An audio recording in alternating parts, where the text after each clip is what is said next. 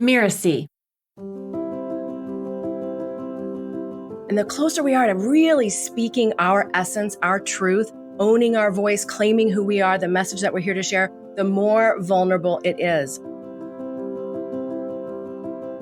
Hello, I'm Melinda Cohan, and you're listening to Just Between Coaches. I run a business called The Coaches Consult, and we're proud to have helped thousands of coaches create profitable and thriving businesses.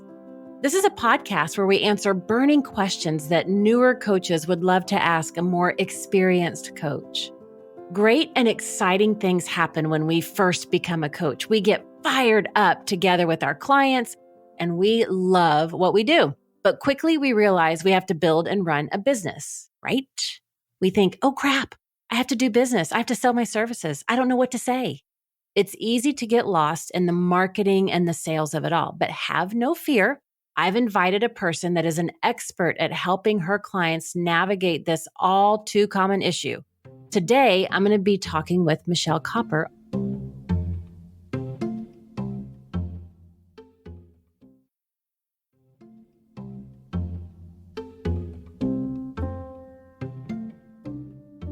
Michelle is the CEO of the Inspired Voice Business Coaching and a leading voice, video, and visibility expert. Her proven programs help entrepreneurs and creatives to claim their voice in their business, to clarify their message, and to call in clients, all while creating a life and business of fulfillment, of impact and prosperity. Welcome, Michelle. Hi, I'm so happy to be here. Thanks for having me. Oh my gosh, I'm so excited that you're here. And I'm so thrilled to have you on this show to talk about this topic. But before we dive in, would you mind sharing just a little bit of your background with our audience? Sure, I'd be happy to, So I became a professional performer and had a long journey of finding and freeing my divine right to self-express through an acting career where I made my living at doing TV commercials and had a rock band in New York City where I performed and played for years, to a teaching studio where I helped people from Broadway to the boardroom find their voice and their confidence presenting and speaking, to deciding to take my business into the online coaching space about 8 years ago. I love to help those who feel called, transformation experts, coaches and healers, speakers, authors, to find the words that help their best clients see them, hear them, and hire them. And, we teach what we need to learn. So I'm uniquely able to help people navigate the reality that molecules behave differently under observation, and being on camera or standing up as a thought leader in the space or having live streams or doing that marketing and messaging that we must do in order to have a thriving business can feel and become an extension of the work that you love. So my unique background put me in a position to have a skill set for people and also a deep understanding of how vulnerable it can be. So that's what I do today. Oh my gosh. I started playing the flute when I was in the 5th grade because my best friend in 5th grade, Sherry, she played the flute. I'm like, well, I want to sit next to you in band class, so I'll play the flute. She quit later that year and I stuck with it and went on to do it through high school, through college, taught private lessons, went on to play in the church and all that stuff, weddings, all that kind of stuff. I would get so nervous when I'd have to go for recitals or auditions. And I would have to wear these big long skirts because my knees would literally knock.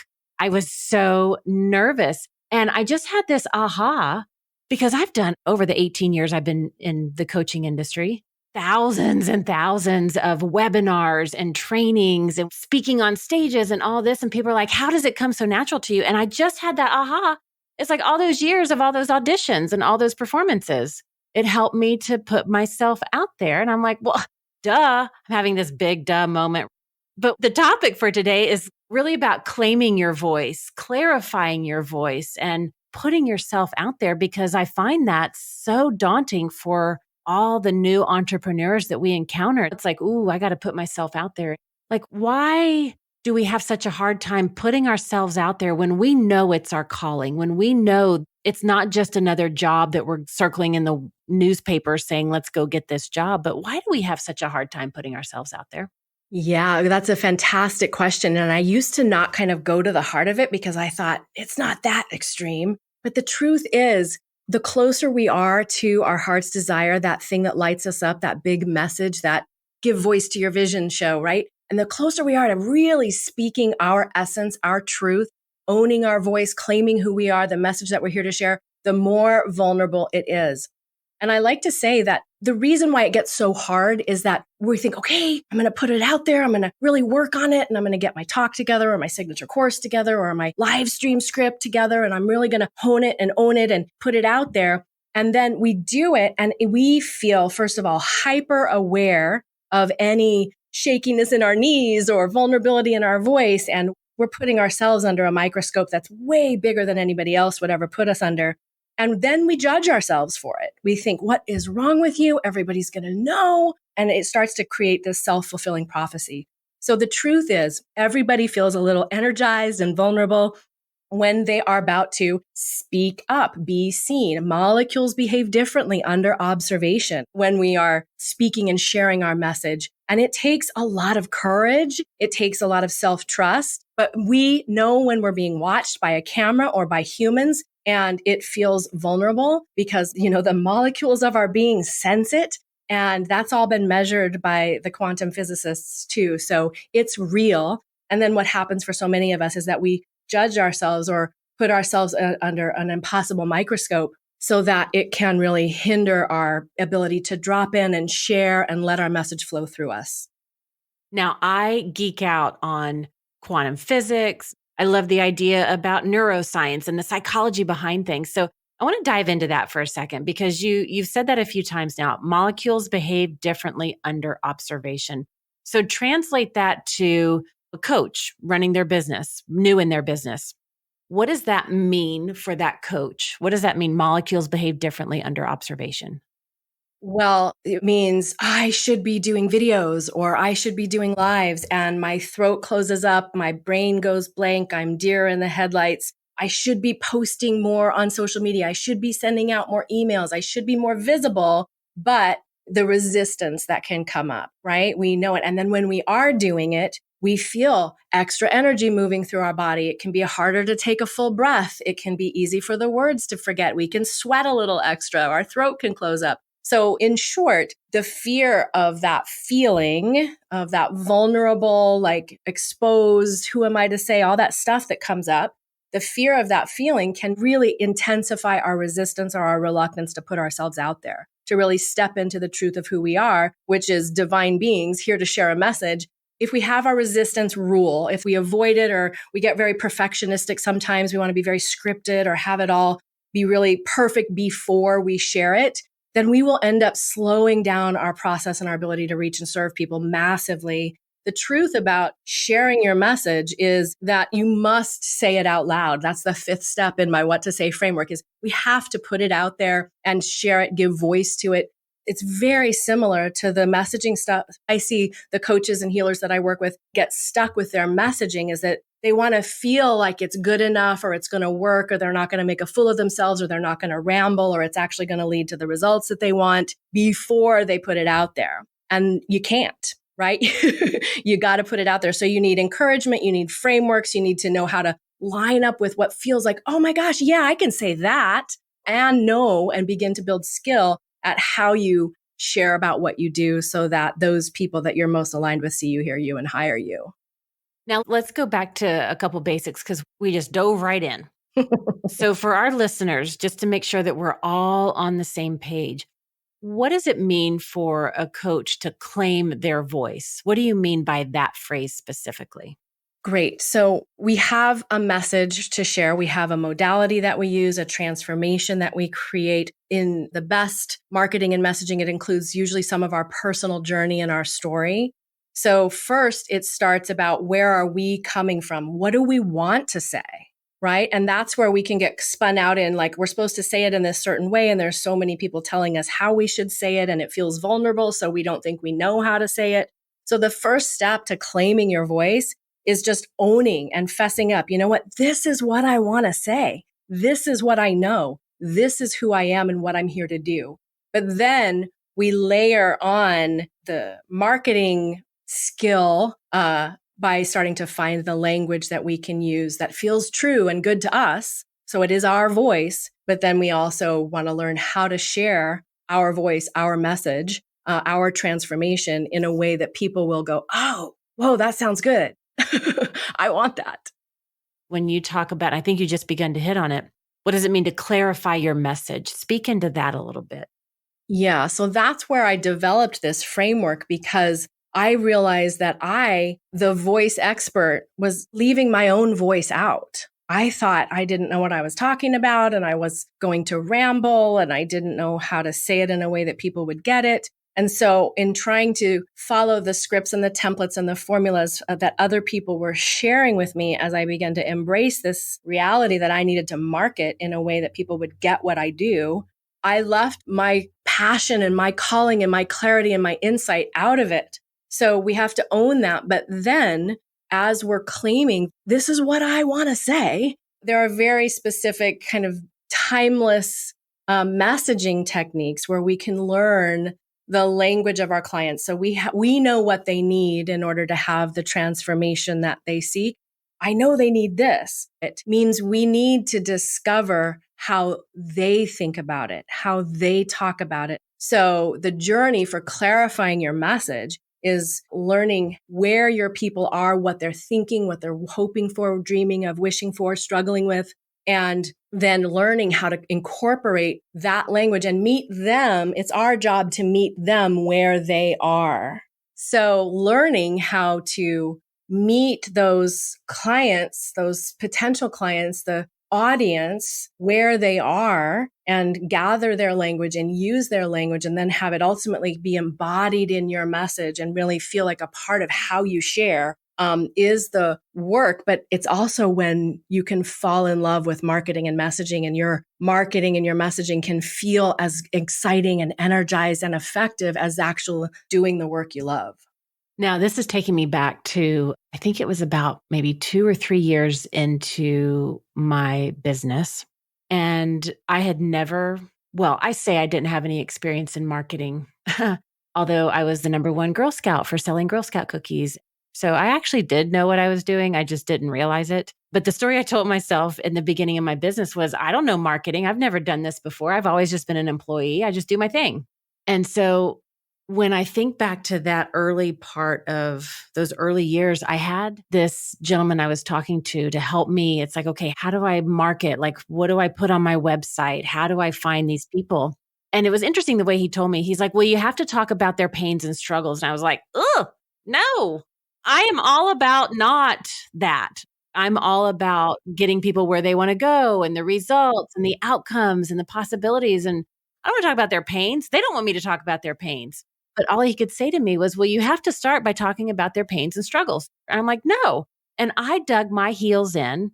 So many times I think back and I'm like, Melinda, if you had just listened to him, your marketing life might have been a little bit easier, but I didn't. I was like, no, I will only talk about the transformation, the change, the goals, the results, the outcomes, because that's what my people want. But it wasn't until somebody said exactly what you just said. It's like, Melinda, you have to meet them where they are, because that establishes the rapport. And then it was like, ding, ding, ding, ding, ding. I was like, oh, I don't have to spend a lot of time in the pains and challenges and struggles, but they do have to know that I understand it, that I get it, so that I can get them out of it and I can guide them beyond that. And that was a game changer in the early years of my business. Meet them where they are. It's like, yep, acknowledge it. And then absolutely, I spend all my time getting them out of that spot and into the land of outcomes. Can you say anything to that for those other new coaches? Because I hear that a lot with new coaches. They're like, I don't want to talk about that. Yeah. But the truth of the matter is the pain is often what leads us to be willing to even want and discover the transformation. You know, we take pain pills more than vitamins, right? They say. So it is actually a sacred opportunity and a responsibility, and it can be incredibly transformational when you know and you can articulate someone's struggle, challenge, heartache, heartbreak, big pain. When you can articulate that almost better than they can, you can have the opportunity to touch the lives of people that you may never, ever know or hear or see. That's your marketing and your messaging and being willing to hold that space and say, I know this place and I see this place and my clients have seen this place too. is actually incredibly inspiring and hopeful for somebody who's in it and can't see any way out. That might be the only way that they can actually hear you. Because if you are talking rainbows and sunshine to somebody who's in the low, then they can't even relate.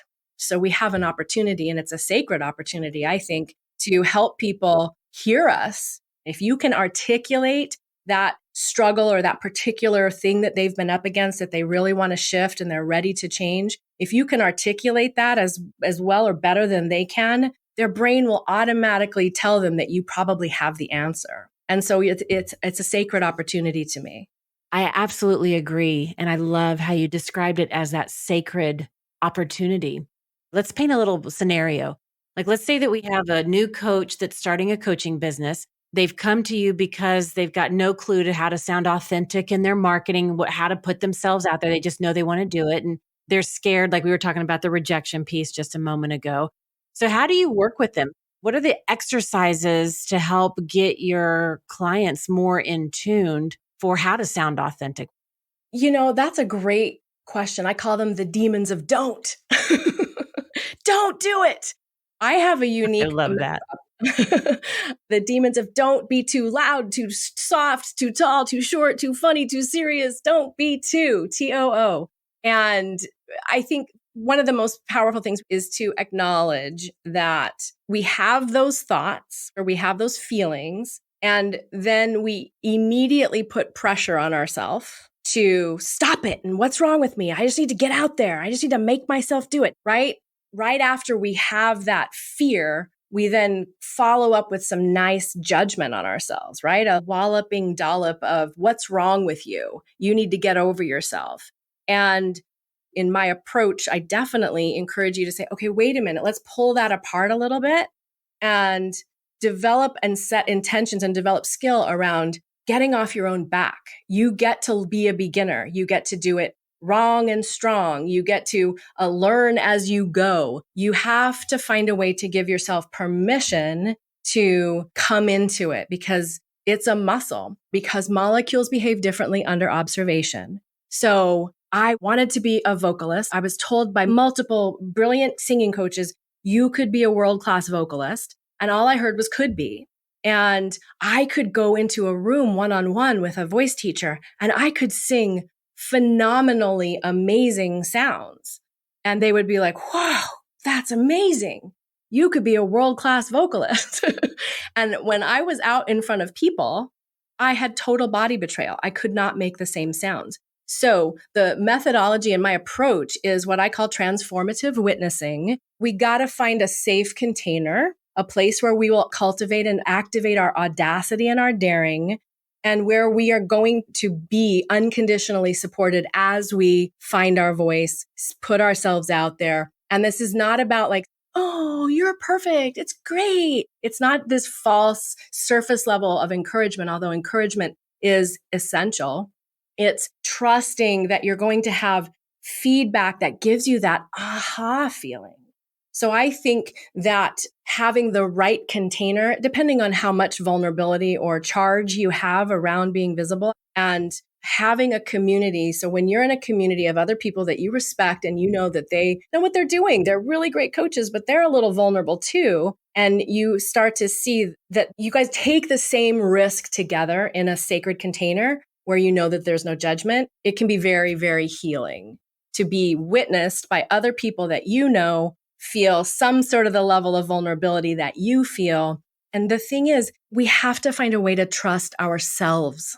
We have to get off our own back and allow ourselves to have enough time, enough exposure. The human brain, you want to geek out with me, we get habituated very quickly. And we're kind of, frankly, habituated to the fear of it not being good enough. And in order to shift that paradigm, we need to create a place for us to have a new experience. So rewire our physiology. And the truth is, the sensation and vibration of your voice can actually change the way you're wired. And the breath that comes in is inspiration, right?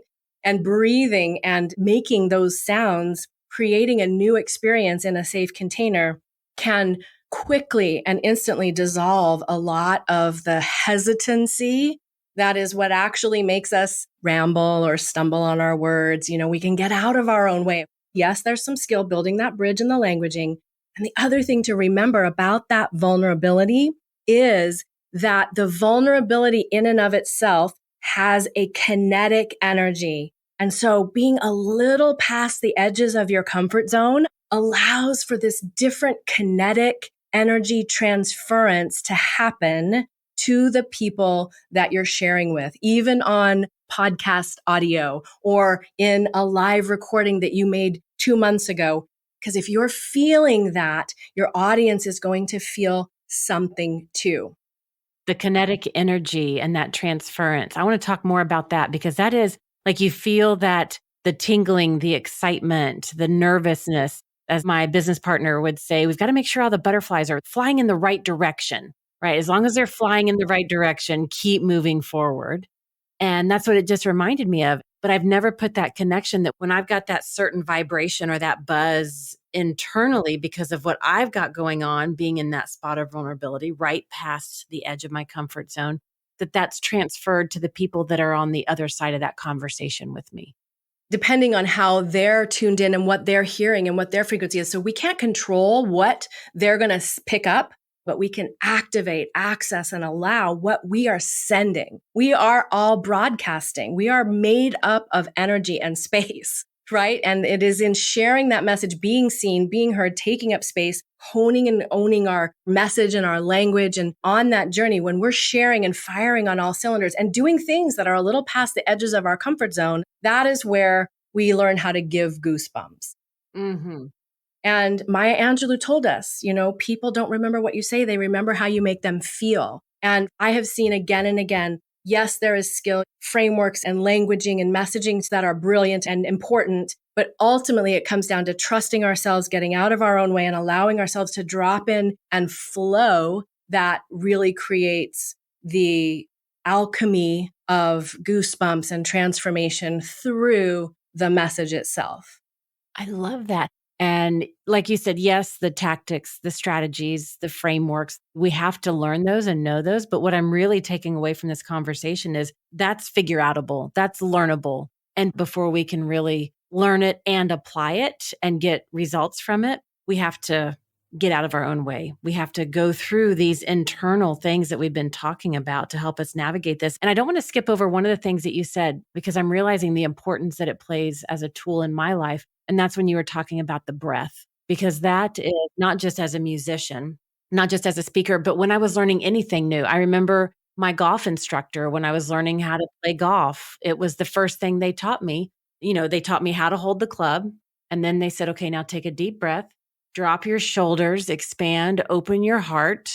And now here's your stance. And everything is possible from here. Nothing is possible when you're clenched up, nervous, tight, rigid.